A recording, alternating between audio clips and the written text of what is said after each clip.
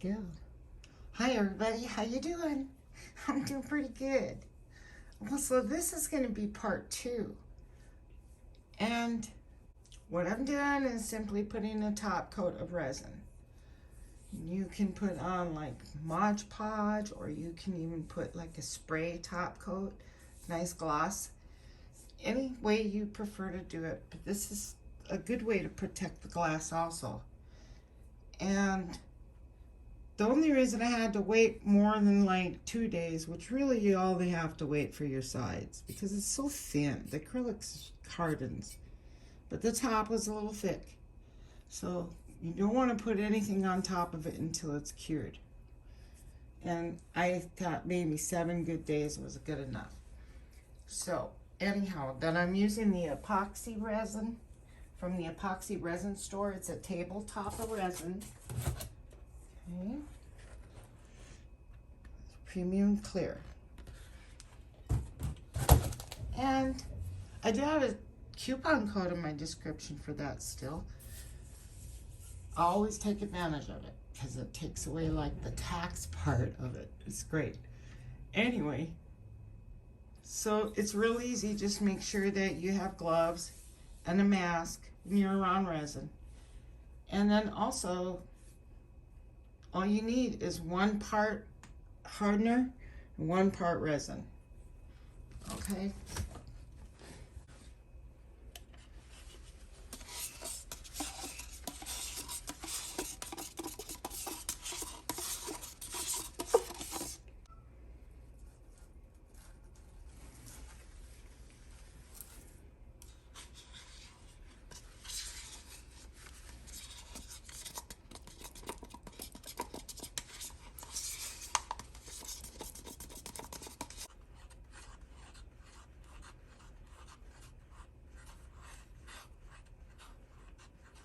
I'm just going to pour it on there. And it doesn't even have to be level because it's all going to level by itself. Resin does. Just do that first. Then I just make sure it's covered everywhere. Oh my gosh, it just popped the colors. Because then you don't have any spots that are not covered.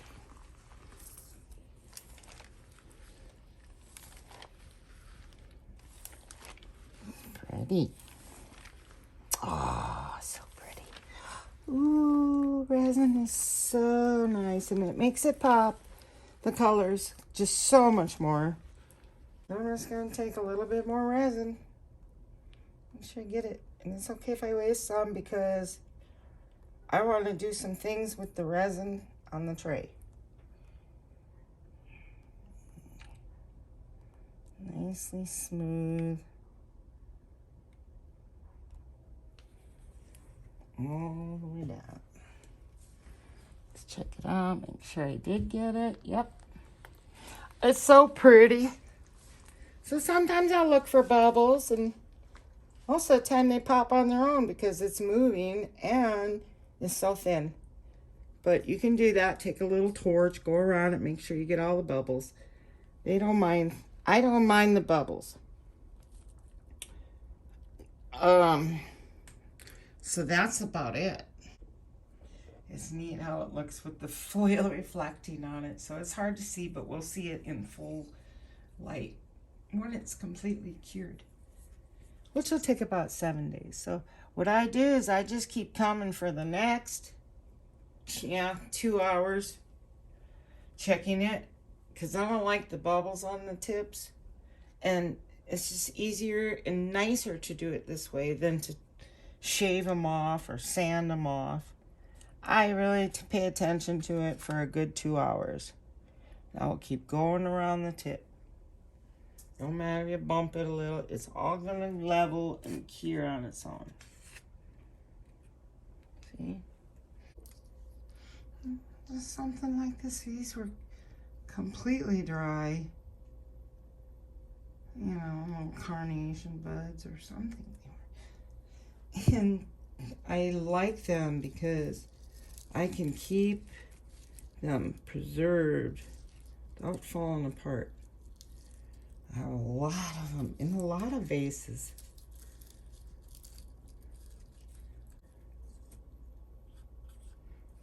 Protect that too from cracking and breaking. Make sure you get it evenly. The flowers, that little bit always helps good. So usually I dip them in a cup or something, but this is fine. The very tip I didn't get. So, see? Keep moving it. There's a little puddle right there.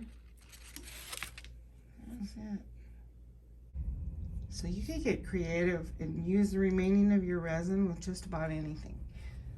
Oh my gosh, there's so many crafts you could use with it. So there we go. I'm just gonna go ahead and wait. Keep kind of flipping that little baby and moving on, you know, different spots.